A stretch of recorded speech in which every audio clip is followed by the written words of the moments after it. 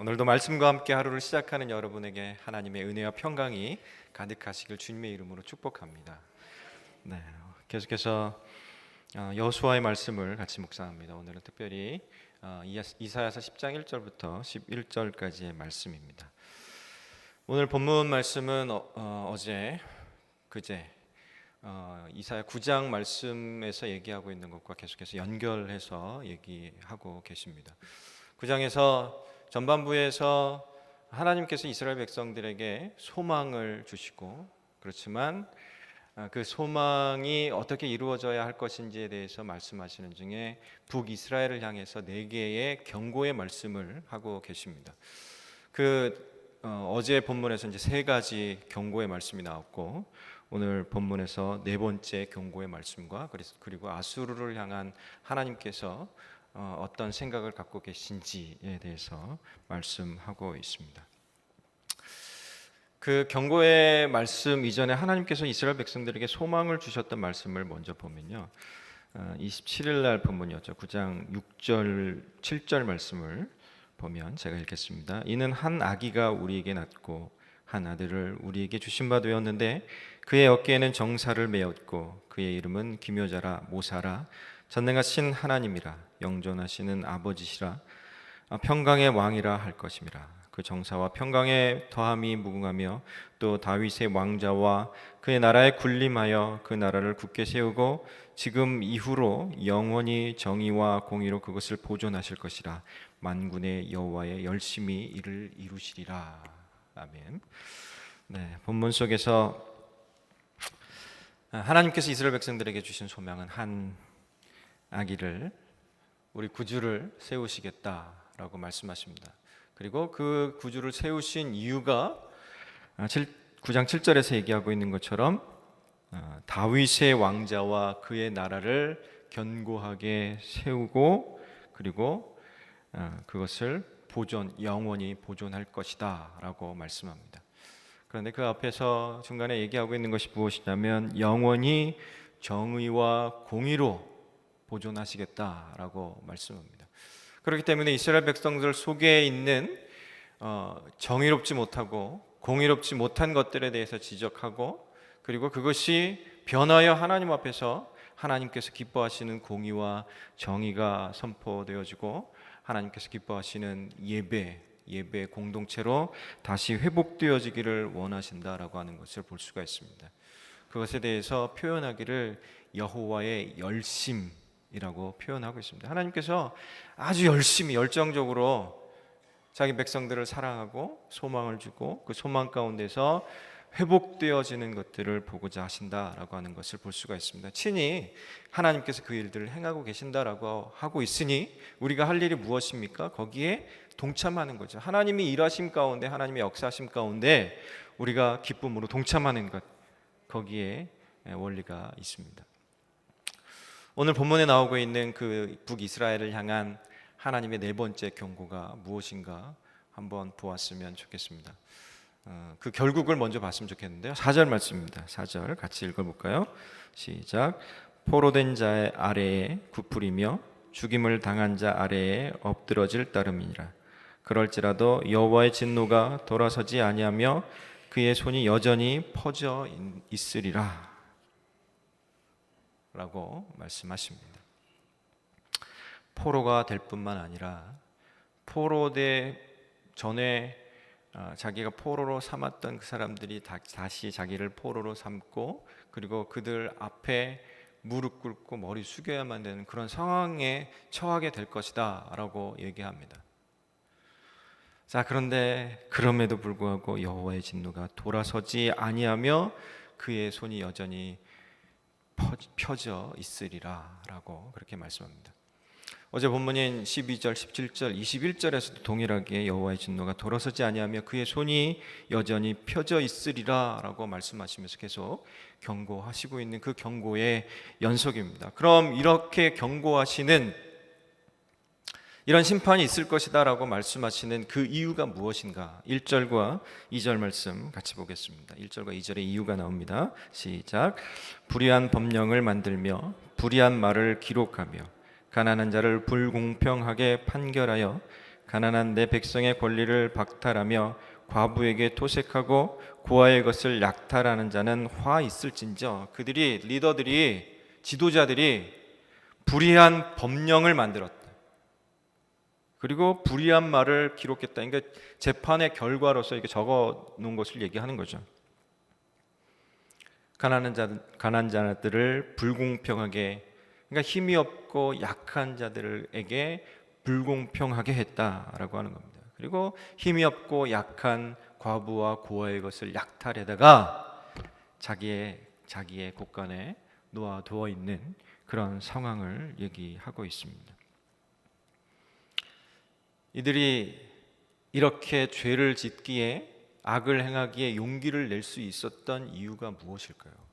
그것은 하나님의 말씀을 기억지도 않았고, 혹은 하나님의 말씀을 알고 있으나 하나님의 말씀을 무시하고 있기 때문에 그렇습니다. 하나님께서는 이스라엘 백성들이 출애굽하여서 가나안 땅에 들어가시는 그 장면 속에서 모세를 통해서 이렇게 말씀하신 일이 있습니다. 신명기 10장 18절 말씀을 보면, 고아와 과부를 위하여 정의를 행하시며 나그네를 사랑하여 그에게 떡과 옷을 주시나니. 하나님이 이러한 분이다라고 말씀하고 있습니다. 그리고 계속 잠언 23장 10절에서는 옛 지게석을 옮기지 말며 고아들의 밭을 침범하지 말지어다 라고 그렇게 또 명령하고 계십니다. 하나님의 말씀이 이와 같아. 이 지게석이라고 하는 것이 무엇이냐면 땅의 경계표를 의미하는 거거든요. 이스라엘 백성들에게 있어서 가장 큰 축복은 하나님께서 땅을 분배해 주셨다라고 하는 겁니다. 그 경계를 정해 놓았기 때문에 네가 힘이 있거나 혹은 네가 더 부자라고 해서 그 지게표를 옮겨서 네 것을 삼지 말아라 라고 말씀하고 계십니다. 심지어 혹시 그들이 노예가 되고 종이 되어 팔려가는 신세가 되어서 그들의 땅을 샀다 하더라도 77이 49, 희년이 되면 50년째에 그 땅을 어떻게 하라고요? 돌려주라라고 그렇게 명령하기까지 하셨습니다. 그럼에도 불구하고 이 북이스라엘의 지도자들이 이 재판을 공평하게 해야 하는 그들이 하나님의 말씀을 기억지도 않고 하나님의 말씀을 무시하여서 그것이 자기에게 유리한 대로, 자기에게 유익이 되는 대로, 자기가 조금 더 소유할 수 있는 쪽으로 판결해서 그것들을 약탈하고 자기의 것으로 삼았다라고 하는 것, 거기에 있습니다. 좀 전에 신명기 10장 18절 말씀을 보면서 하나님이 고아와 나그네들을 사랑하시는 분이다라고 하는 것을 보았는데요.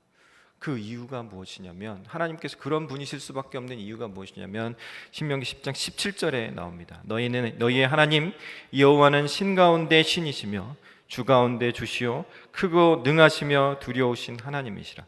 사람을 외모로 보지 아니하시며 뇌물을 받지 아니하시고 라고 말합니다. 사람을 외모로 보지 않으시고 중심을 보시기 때문에 한 사람 한 사람을 공평하게 대하실 수 있다. 한 사람 한 사람을 다 존귀하게 보실 수 있다라고 하는 겁니다. 그렇기 때문에 우리도 하나님의 눈을 가지고 사람들을 대할 때, 사람들을 볼 때 어떻게 해야만 합니까? 외모로 보지 않고 중심 가운데 계시는 예수 그리스도, 하나님의 형상을 바라봄을 통하여서 한 사람 한 사람을 존귀히 여기고 한 사람 한 사람에게 공평하게 대하는 그러한 태도를 취할 수 있게 된다라고 하는 겁니다. 이스라엘 백성 가운데 리더라고 했던 사람들이 이 하나님의 이 성품을 가지려고 하지 않았습니다. 그것이 있으면 불편해요. 자기가 조금 더 많이 갔는데 불편합니다. 자기가 좀 더 힘을 자유롭게 쓰는데 불편함이 있습니다. 그렇기 때문에 그 말씀을 무시했고, 그리고 그 말씀을 무시한 방향으로 나아가서 악을 행하고, 악을 행함을 통하여서 불의의 재물들을 그들이 가지게 되었다라고 하는 것을 볼 수가 있습니다. 하나님은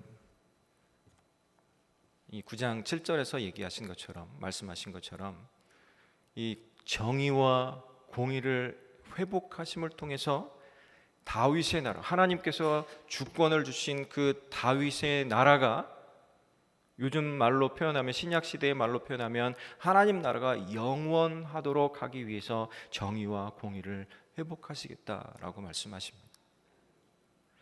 잠언 23장 11절 말씀에서 대적 그들의 구속자는 강하시니 그가 너를 대적하여 그들의 원한을 풀어주시리라 라고 말씀하십니다.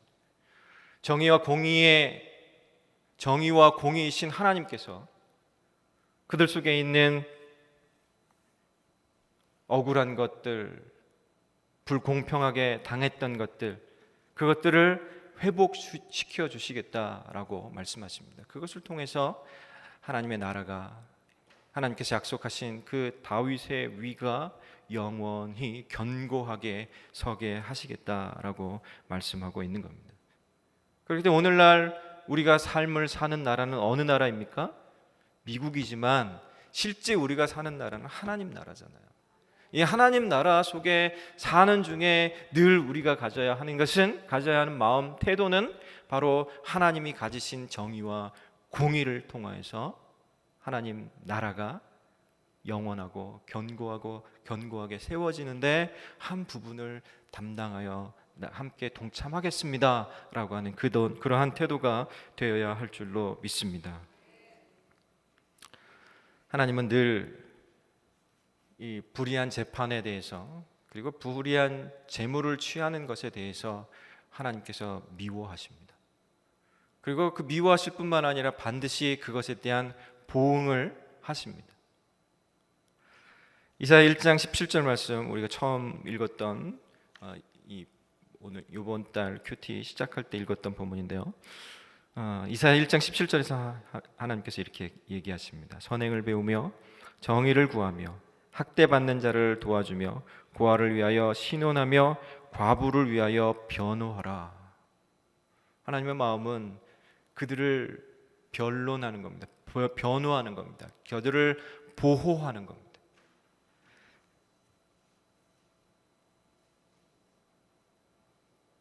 하나님의 말씀을 그들이 기억지 않고 불의의 재판을 하고 불의의 재물을 취한 결과가 어떻게 되느냐. 3절 말씀, 오늘 본문 10장 3절 말씀 같이 읽겠습니다. 시작. 벌하시는 날과 멀리서 오는 환난 때에 너희가 어떻게 하려느냐. 누구에게로 도망하여 도움을 구하겠으며 너희의 영화를 어느 곳에 두려느냐. 하나님께서 보시니까 한심한 거죠. 안타깝습니다.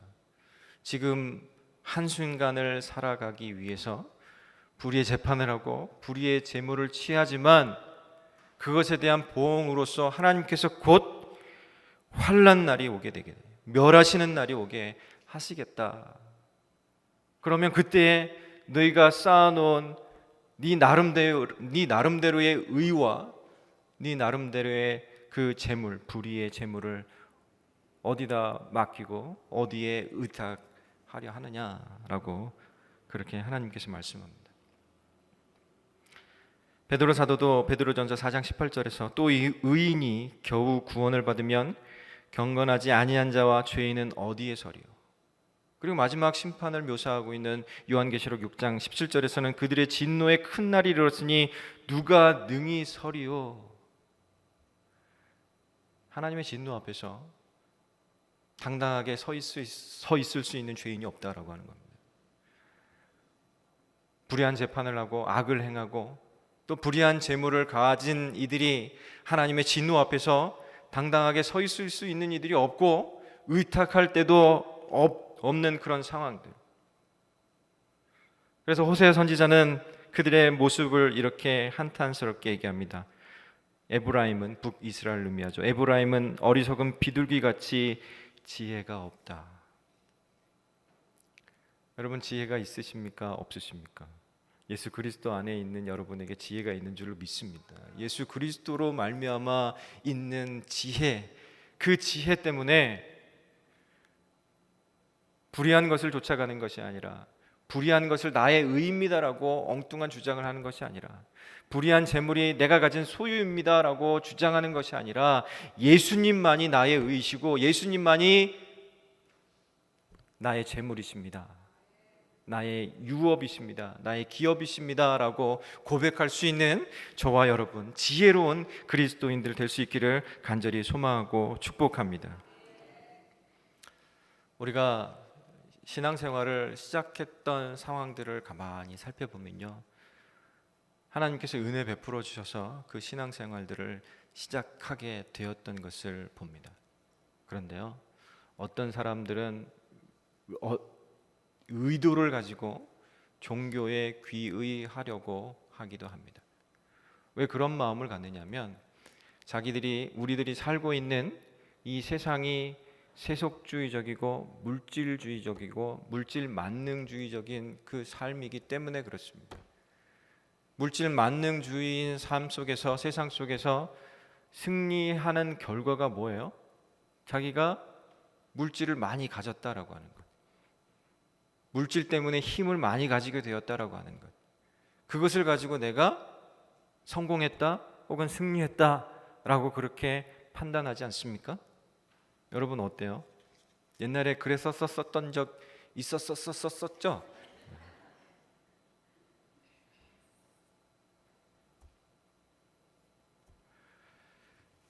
그런 시스템 속에서 삶을 살다가 그들이 종교를 찾아보는 거예요.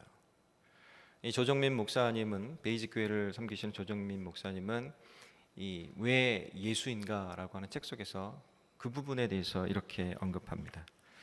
물질 세계에서 답을 얻지 못한 사람들이 종교에서 답을 얻으려 한다. 그런데 종교는 우리의 본질적인 질문에 답하는 데 실패했다. 여기서 중요한 문제가 시작됩니다. 종교적 시스템으로는 사회를 유토피아로 변화시키지 못한다는 것을 우리는 과거의 경험을 통해 이미 확인한 바 있습니다. 중국을 비롯한 동양 사회를 이끌던 불교와 유교가 그랬고, 서양 사회를 이끌던 기독교가 그랬습니다. 종교가 인간의 본질적인 질문에 분명한 답을 제시하지 못한다는 것을 인식할 때 우리는 비로소 예수님을 만날 수 있습니다. 계속해서 다른 페이지에서도 이렇게 얘기합니다. 예수님을 알려면 노 마일리지 시스템을 알고 믿어야 합니다. 세상은 마일리지 시스템에 길들여져 있고, 공부를 하건 직장 생활을 하건 열심히 해서 이코노미 클래스에서 비즈니스 클래스로 올라가는 것이 목적입니다. 갈수록 인생이 계층 상승을 위한 사다리 타기가 되고 있습니다. 이렇게 마일리지 시스템에 길들여진 세상에 예수님은 오히려 더 낮은 곳으로 내려오셨습니다. 그리고 자꾸 위로만 올라가려고 하는 사람들의 사다리를 걷어 치워버렸습니다. 그런 예수님을 만난 사람들은 노 마일리지 시스템으로 인생이 전환됩니다.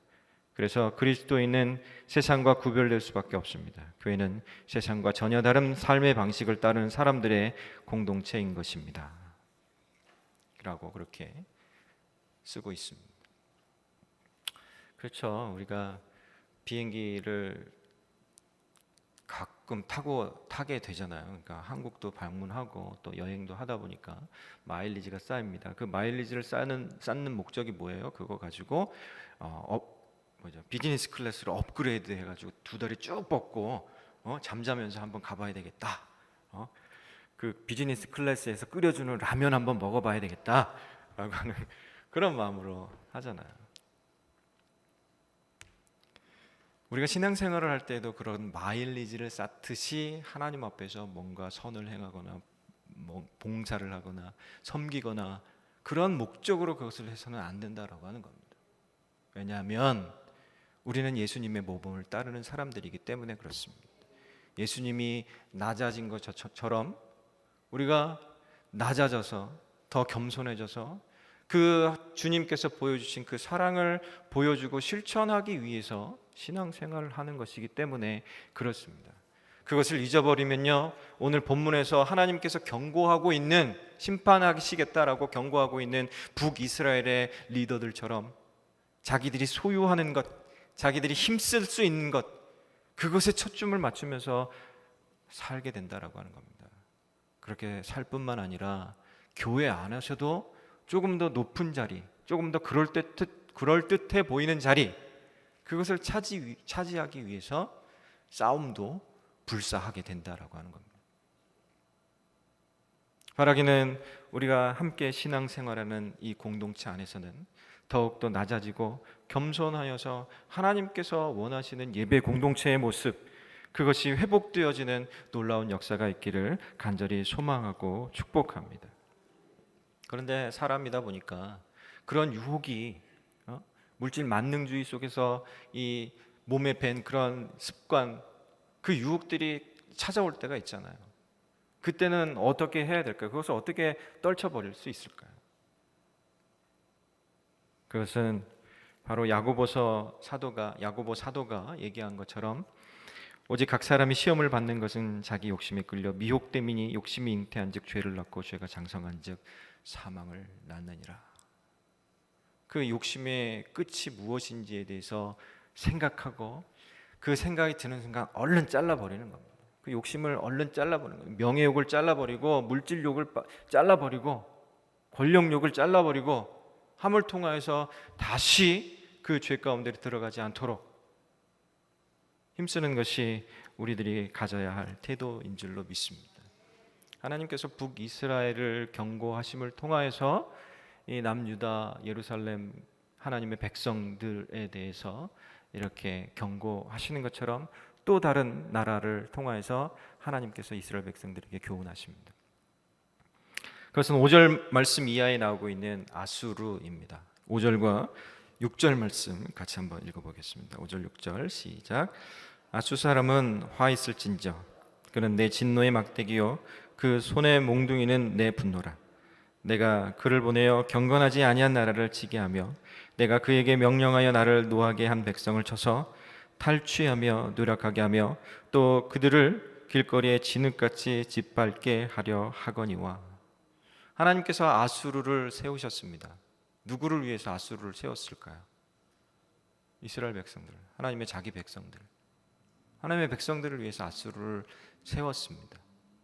그런데 문제는 이 아수르가 교만해져서 하나님이 가지신 이 마음과 같이 하지 않고 자기가 생각하는 대로, 자기가 옳게 여기는 대로 그렇게 마음을 가졌다라고 하는 것이 문제입니다. 계속해서 7절 말씀을 보면 그의 뜻은 그는 이 아수르와 아수르의 왕을 얘기합니다. 그의 뜻은 이같지 아니하며 그의 마음의 생각도 이같지 아니하고 다만 그의 마음은 허다한 나라를 파괴하며 멸절하려 하는도다. 그의 마음이 무엇이라고요? 허다한 나라를 파괴하고 멸절하는 것, 파괴하고 멸절하는 것, 그 자체가 그의 목적이 되었다라고 하는 겁니다. 하나님의 마음은 파괴하는 데 목적이 있지 않습니다. 하나님의 마음은 자기 백성을 멸절시키는 데 목적이 있지 않습니다. 하나님의 마음은 이 몽둥이와 이 짝대기를 가지고 자기 백성들이 다시 돌아오게 하는 것, 다시 살게 하는 것, 거기에 하나님의 목적이 있는데 그것을 아수르 왕은 이해하지 못했던 거예요. 그래서 자기 마음 나름대로 생각을 갖게 된 거죠. 계속해서 어떤 마음을 가졌는지 8절부터 11절까지 말씀 같이 읽겠습니다. 시작. 그가 이르기를 내 고관들은 다 왕들이 아니냐. 갈로는 갈그미스와 같지 아니하며 하맛은 아르밧과 같지 아니하며 사마리아는 다메섹과 같지 아니하냐. 내 손이 이미 우상을 섬기는 나라들에 미쳤나니 그들이 조각한 신상들이 예루살렘과 사마리아의 신상들보다 뛰어났느니라. 내가 사마리아와 그의 우상들에게 행한 같이 예루살렘과 그의 우상들에게 행하지 못하겠느냐. 아수르 왕이 하는 얘기예요. 8절에서는 내 고관들이 다 왕들이다. 자기가 왕인데 자기 신하들이 왕이다, 자기 백성들이 왕이다라고 얘기하고 있어요. 이게 무슨 얘기예요? 자기 나라 사람들은 다 왕 같은 존재니까 자기는 왕 중에 왕이다, 최고다. 왕 중에 왕이 누구십니까? 우리 하나님이시잖아요. 하나님 자리에 자기가 올라가겠다라고 하는 겁니다.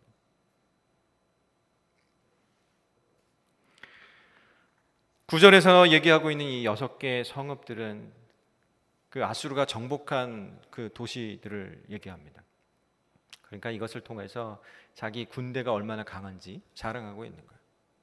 그러면서 이 더 심각한 얘기를 10절과 11절에서 했는데요. 이 10절과 11절에서 얘기하고 있는 것은 당시 그 전쟁을 할 때는 그 생각 속에, 그 전쟁 당사자들의 생각 속에 무엇이 있었냐면 그 신들이 그 하는 전쟁에 자기가 대리자로 섰다라고 그렇게 생각하는 거예요. 그러니까 자기가 정복해서 이 성읍들을 이기고 또 이스라엘을 이기고 하는 그것이 결국 자기들이 섬기는 신이 더 세다. 누구보다 하나님보다 더 세다 라고 얘기하고 있는 거예요. 얼마나 교만합니까? 누가 자기를 그렇게 세워서 어떠한 목적으로 자기가 쓰임 받아야 하는지를 잊어버리면요, 결국은 자기를 지으신 분, 자기를 세우신 분, 자기를 생명 가운데 머물러 있을 수 있도록 하신 분, 그분을 잊어버리고 그분의 자리에 올라가게 된다라고 하는 겁니다. 여러분, 여러분을 누가 지으셨습니까? 우리 하나님이죠. 여러분을 누가 세우셨습니까? 하나님이죠. 여러분을 누가 생명 있는 자리에 머무르게 하셨습니까? 우리 하나님이시잖아요. 그것을 늘 기억해야만 합니다.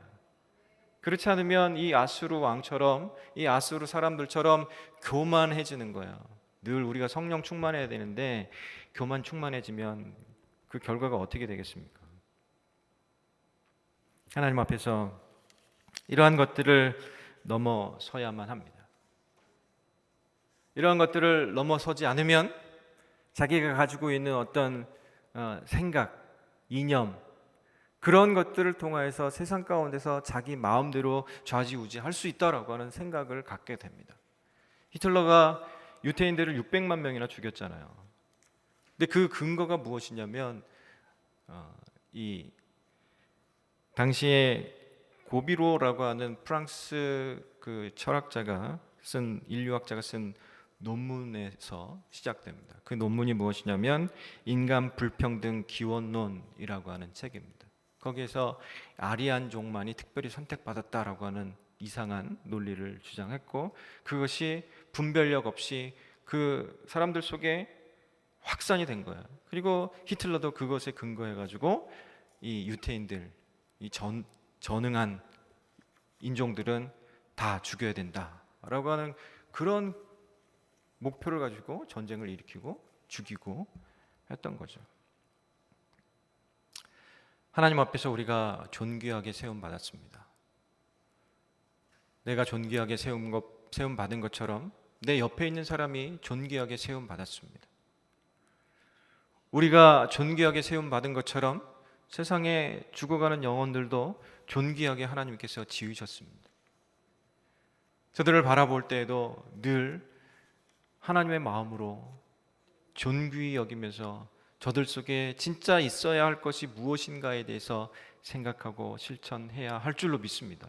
아수르 왕처럼, 아수르 사람들처럼 파멸과 멸절이 목적이 아니라 저들 속에 하나님의 생명이, 하나님의 구원이, 하나님이 영원히 살게 하시는 그것이 저들을 존귀하게 바라보게 하는 것이 되고, 저들을 위해서 베풀 수 있는 우리들의 사랑이 되어야 할 줄로 믿습니다. 한 가지 더 생각하고 싶은 것은요, 그러면 하나님은 왜 아수르를 하나님의 진노의 막대기로, 그 손의 몽둥이로 삼으셨을까라고 하는 겁니다. 다른 말로 표현하면 오늘을 살아가는 우리들에게 하나님께서 고통과 고난을 주시는 이유가 무엇일까라고 하는 것을 생각해 보자라고 하는 겁니다. 폴 브렌트라고 하는 인도 선교사님은 부모님과 함께 인도 어린 시절에 인도로 선교를 갔습니다. 그런데 아버지가 돌아갔어요, 선교지에서. 근데 다시 고향으로 돌아갈 만도 한데 엄마가 그 선교 사역을 이어서 하십니다. 그리고 어머니가 돌아가신 이후에 그 아들이 고향으로 돌아가지 않고 의료 선교사로서 나병 환자들을 그 치유하는 그런 사역을 했습니다. 그러던 중에 열심히 사역하던 중에 어느 날 집에 들어왔는데 이 발에 신발을 벗지 않은 거예요. 그래서 와이프가 당신 발에 신발을 벗으라고. 근데 가만히 보니까 자기 발에 감각이 없었던 거예요. 그래서 신발을 신고 있는지 몰랐던 거지. 그래서 그가 하나님 앞에 뭐라고 기도했을까요? 하나님, 제 발에 통증이 돌아오게 해주십시오. 제 발에 고통이 돌아오게 해주십시오 라고 기도했다고 합니다. 하나님께서 우리들에게 아수르라고 하는 진노의 막대기, 또 그리고 이 몽둥이를 사용하시는, 그것을 주시고 사용하신 이유는 우리가 살아있다라고 하는 것을 알게 하시고자 하기 때문입니다. 우리가 고통을 느끼고 고난을 느끼는 그것을 통해서 우리가 살아있음에 대해서 알고 느끼고, 그것을 통해서 이 살아있는 그 삶의 목적, 그것에 맞추어서 하나님께서 살아가게 하시고자 하는 것, 거기에 있습니다. 그것이 없으면요,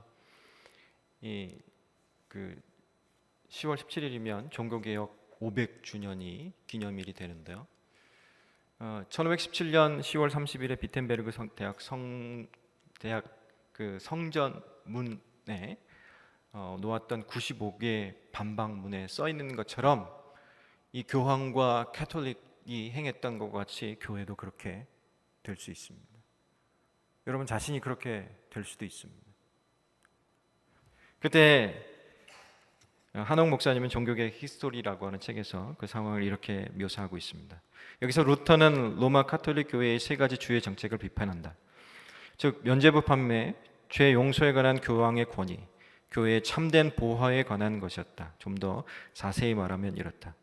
교황은 하나님께서 죄를 사하셨다는 것을 선언하거나 혹은 시인하는 것 이외에 어떤 죄든지 사할 능력이 없다. 그러므로 교회의 면죄로서 인간의 죄가 없어지거나 모든 형벌로부터 인간이 해방되며 구원받을 수 있다고 선전하는 면죄부 신앙은 잘못된 것이다. 교회의 참된 보화는 구원에 대한 복음 메시지이지 그리스도나 성인의 선행이 아니다. 그러면서 교황은 연옥에서 영혼들을 놓아줄 능력이 없으며 그런 능력이 있다 해도 사랑으로 공짜로 베풀어야 할 것이라고 했다. 그리고 교황은 베드로 성당을 팔아서라도 가난한 사람들을 구제해야 할 것이라고 했다. 당시 그리스도인들이 막 환호성을 질렀다라고 합니다. 그렇죠. 우리가 하나님 앞에서 이 죄의 성품을 따라서 죄 짓는 일들이 발생하기 시작할 때 끊지 않으면 그것을 정당화시키는 일들로 가게 됩니다. 로마 카톨릭이 그것을 정당화하다가 적고를 맞은 거예요.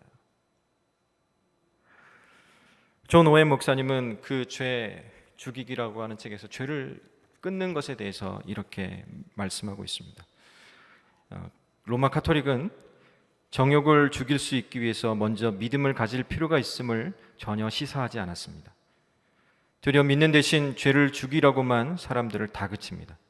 사실 그들은 믿는다는 것이 무엇인지 알지 못할 뿐더러 죄 죽이기가 무엇을 의미함인지도 전혀 알지 못합니다.